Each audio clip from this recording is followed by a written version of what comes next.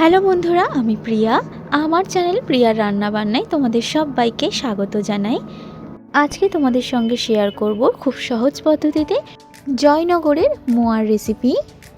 শীতকাল তো মোয়া ছাড়া একদমই অসম্পূর্ণ, আর মোয়া খেতে আমরা কিন্তু প্রায় সকলেই পছন্দ করি। তো চলো আজকে আমার রেসিপিটি শুরু করা যাক।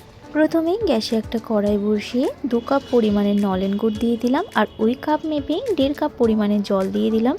এবার হাই ফ্লেমে খুব ভালোভাবে জাল করে নিতে হবে। মোয়া সবসময় নলেন গুঁড়ে করার চেষ্টা করবে, তাহলে স্বাদটা বেশি ভালো হয়।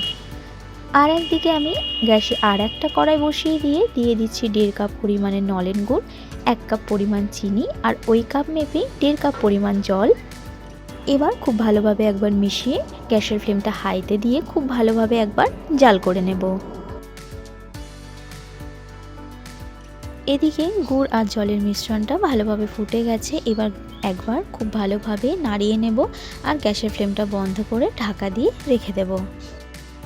আর এই দিকের মিশ্রণটাও কিন্তু মোটামুটি ঘন হয়ে এসছে, আর একটু বাকি আছে।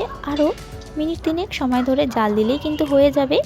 মিশ্রণটা 3 থেকে 4 মিনিট জাল করে নেওয়ার পর দেখো একদম রেডি হয়ে এসছে। আর পারফেক্ট হয়েছে কিনা কিভাবে চেক করব, একটু গুড়ের মিশ্রণটা হাতে নিয়ে দেখব সরু সুতোর মতো তৈরি হচ্ছে কিনা। দেখো একটা সরু সুতোর মতো তৈরি হয়েছে, তার মানে কিন্তু গুড়ের মিশ্রণটা পারফেক্ট হয়েছে। এখানে আমি 200 গ্রাম খই পরিষ্কার করে বেছে নিয়েছি যেন কোনো ধান না থাকে। এবারে অল্প অল্প করে খই দেব আর মেশাতে থাকবো। একেবারে কিন্তু খইটা দেওয়া যাবে না, অল্প অল্প করে দিতে হবে আর মেশাতে হবে। আর এই সময় গ্যাসের ফ্লেমটা কিন্তু বন্ধ করে দিতে হবে। আর খই কিন্তু খুব ভালোভাবে বেছে নিতে হবে, যেহেতু খইয়ে প্রচুর পরিমাণে ধান থাকে, তাই খই কিন্তু খুব ভালোভাবে পরিষ্কার করে বেছে নিতে হবে। দেখো অল্প অল্প করে খই দিচ্ছি আর মেশাতে থাকছি।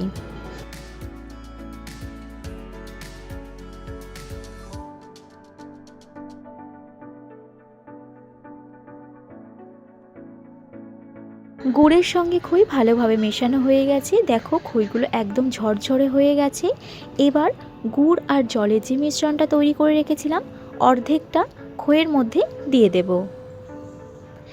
এই সময় গ্যাসের ফ্লেম কিন্তু বন্ধই থাকবে। গুড়ের মিশ্রণটা দেওয়ার পরে খুব ভালোভাবে খইয়ের সঙ্গে মিশিয়ে নিতে হবে, আর ঢাকা দিয়ে 10 থেকে 12 ঘন্টা রেখে দিতে হবে। জল আর গুড়ের মিশ্রণটা কিন্তু এখানে আমি অর্ধেক ব্যবহার করেছি, আর বাকিটা রেখে দিয়েছি, সেটা আমি পরে ব্যবহার করব। ফিরে এলাম 12 ঘন্টা পর। দেখো খইটা কিন্তু একদম নরম হয়ে গেছে, আর পুরো গুড়টাই সোক করে নিয়েছে, আর কালারটাও চেঞ্জ হয়ে এসছে। এবার হাতের সাহায্যে একটু মিশিয়ে নিচ্ছি, আর হালকা একটু প্রেস করে করে মেখে নিচ্ছি। এমনিতেই খইগুলো খুবই নরম হয়ে গেছে। বাকি যে জল আর গুড়ের মিশ্রণটা রেখেছিলাম সেখান থেকে 3 হাতা পরিমাণে দিয়ে দিচ্ছি। দেব হাফ চা চামচ পরিমাণে এলাচ গুঁড়ো, 1 চা চামচ পরিমাণে ঘি, আর দিয়ে দেব 50 গ্রাম পরিমাণে খোয়া ক্ষীর। জয়নগরের মোয়ার স্পেশালিটি হলো খোয়া ক্ষীর। তোমরা যদি খোয়া ক্ষীর না পাও সেক্ষেত্রে মিল্ক পাউডার ব্যবহার করতে পারো, কিন্তু খোয়া ক্ষীর দিলে টেস্টটা বেশি ভালো হয়। এবার হাতের সাহায্যে প্রেস করে করে সব কিছু একসঙ্গে খুব ভালোভাবে মেখে নিতে হবে। যত ভালো মাখা হবে টেস্ট কিন্তু তত ভালো হবে। এবার অল্প অল্প করে নিয়ে হাতের সাহায্যে গোল করে মোয়াগুলো তৈরি করে নেব।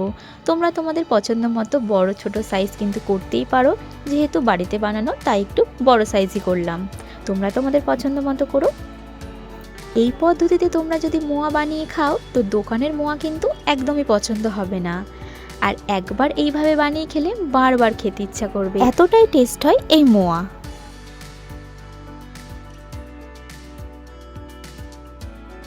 সবগুলো মোয়া আমার হয়ে গেছে। দেখো মোয়াগুলো দেখতে কতটা সুন্দর লাগছে, আর 200 গ্রাম খই থেকে টোটাল আমার 22 পিস মোয়া হয়েছে।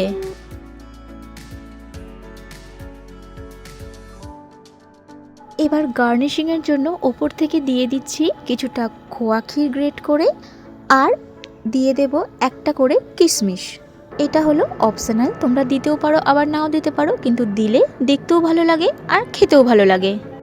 দেখো মোয়া কিন্তু একদম রেডি হয়ে গেছে, আর দেখতে দেখো কতটা সুন্দর দেখতে লাগছে, পুরো দোকানের মতোই কিন্তু দেখতে লাগছে। তোমাদের এই মোয়ার রেসিপিটি কেমন লাগলো কমেন্ট করে জানিও। ভালো লাগলে একটা লাইক করো আর শেয়ার করে দিও। এরকমই নতুন নতুন রেসিপি পেতে আমার চ্যানেলটা সাবস্ক্রাইব করার অনুরোধ রইল। আর সবার আগে আমার ভিডিও নোটিফিকেশান পেতে পাশে থাকা বেল আইকনটা প্রেস করে দিও। সকলে ভালো থেকো, সুস্থ থেকো। দেখা হবে আবার পরের ভিডিওতে।